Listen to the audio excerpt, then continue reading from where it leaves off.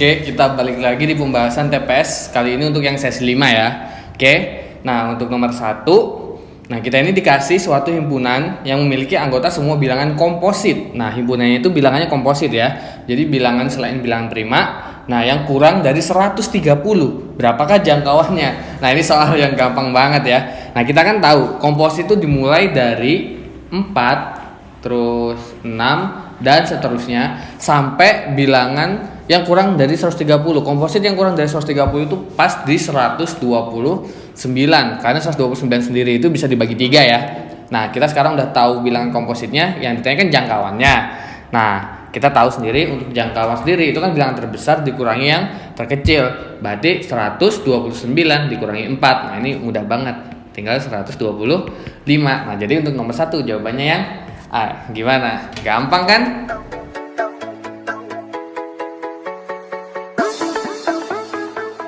Oke, lanjut untuk yang nomor 2. Nah, nomor 2 ini soal yang gampang banget ya. Nah, di sini kita dikasih untuk X tambah Y tambah Z itu kan sama dengan 18.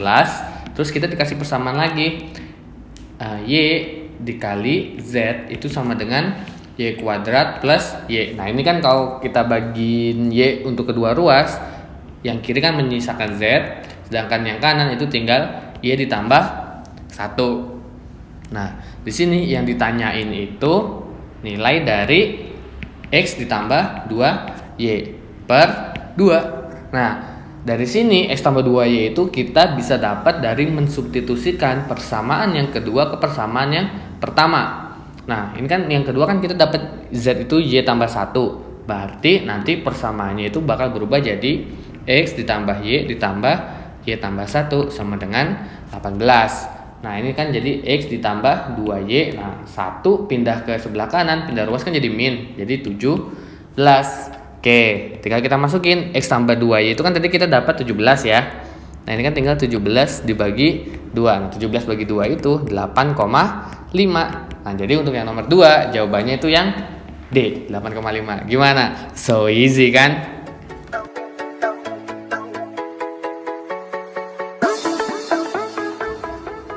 Oke, lanjut untuk yang nomor 3. Nah, di nomor 3 ini kita dikasih ya ABC itu sebuah segitiga. Nah, ini kita gambar dulu segitiganya. Nah, segitiga ini A, B, C. Ini kita nggak tahu ya segitiga apa.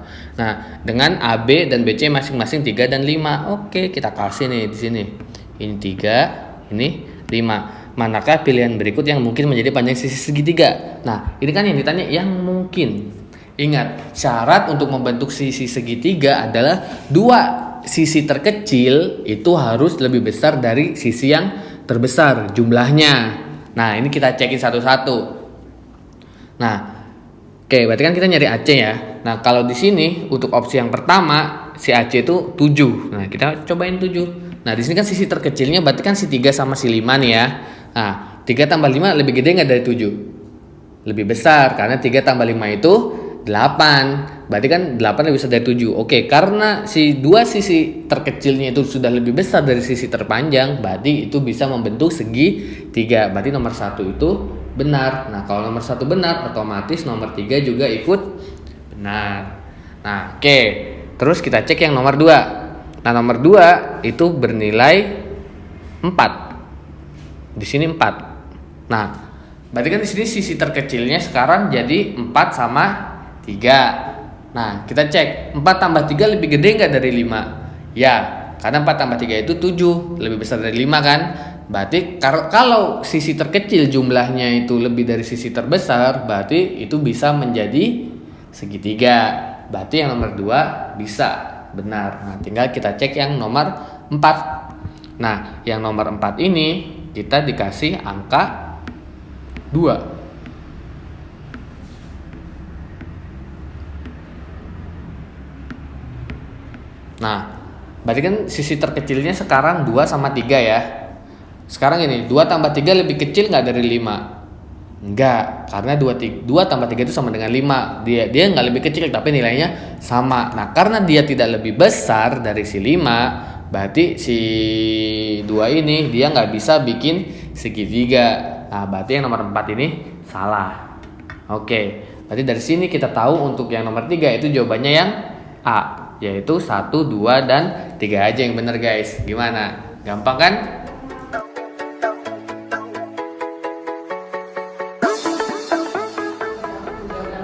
Oke, lanjut untuk yang nomor 4. Nah, di nomor 4 ini soal yang termasuk mudah ya. Nah, kita diminta mencari bilangan 3 digit yang berbeda yang disusun dari angka 0 sampai 9. Nah, 0 sampai 9 itu kan 10 angka ya, termasuk nolnya.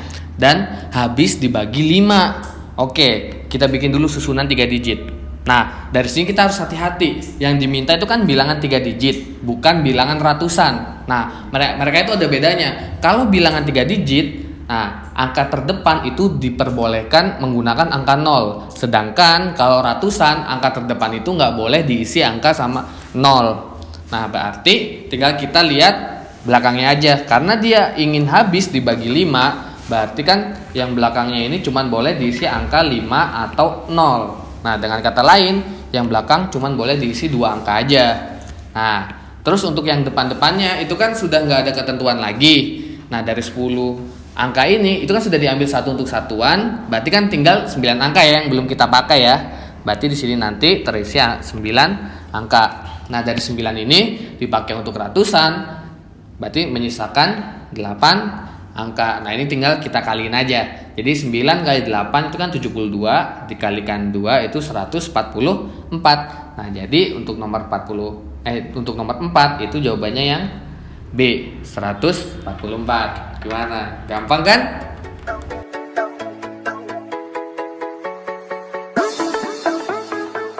Oke, next untuk yang nomor 5. Nah, di nomor 5 ini kita dikasih rata-rata 7 bilangan pada himpunan A dan 9 bilangan pada himpunan B berturut-turut antara 10 dan 9. Nah, kita tulis dulu ya. Si A ini kan ada 7 bilangan. Berarti dia itu nanti X1 tambah X2 sampai X7 terus dibagi 7 itu sama dengan 10 gitu ya. Nah, terus dari yang B itu kan ada 9 bilangan. Berarti dia nanti ada kita misalnya ini aja, Y1 tambah Y2 tambah sampai Y9 terus nanti kita bagi 9 itu harus sama dengan 9. Nah, jika 3 bilangan pada himpunan B itu dimasukkan ke dalam himpunan A, rata-rata dari 10 bilangan himpunan yang baru menjadi 9,7. Nah, anggap yang kita ambil itu Y1 sampai Y3. Berarti nanti itu kan himpunan A yang baru itu kan X1 tambah X2 tambah sampai X7. Nah, ini nanti ditambah Y1 tambah Y2 tambah Y3 per 10 itu kan 9,7. Nah, dari sini kita tahu untuk X1 tambah X2 sampai X7 ini kalau kita jumlahin itu kan sama dengan 70 dengan kita mengalihkan silang 7 dengan 10. Nah, oke, berarti untuk X1 sampai X7 kita udah punya nilainya ya. Nah, ini kita substitusiin langsung. Berarti kan dia nanti 70 ditambah Y1 tambah Y2 ditambah Y3. Nah, ini sama dengan ini kita kaliin silang, berarti kan jadi 97. Oke, berarti dari sini kita dapat nilai Y1 tambah Y2 tambah Y3 itu sama dengan 27. Nah, dari sini aja udah ketahuan ya. Kan yang ditanya itu rata-rata 6 bilangan sisa di himpunan B. Nah, karena Y1 sampai Y3 itu bernilai 27, nah ini kita substitusiin ke persamaan yang B. Nah, kita tahu untuk yang B itu kan sama dengan Y1 tambah Y2 tambah sampai Y9 itu kan sama dengan 81. Nah, ini didapat dari 9 yang bawah ini dikali silang dengan 9 yang kanan. Nah, 81 kan. Nah, terus kita di sini tahu untuk Y1 sampai Y3 sendiri itu nilainya 27. Berarti si B itu sama dengan 27. Nah, itu kan sampai Y3 aja. Berarti kita lanjutkan dari Y4 sampai Y9 sama dengan 81. Jadi untuk Y4 ditambah sampai Y9 itu sama dengan 81 dikurangi 27. Itu berapa?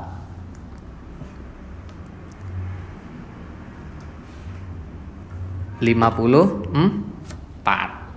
Nah, jadi dari sini kita udah tahu untuk jumlah mereka itu kan 54. Nah, yang ditanya kan rata-ratanya. Berarti tinggal kita bagi 6 aja.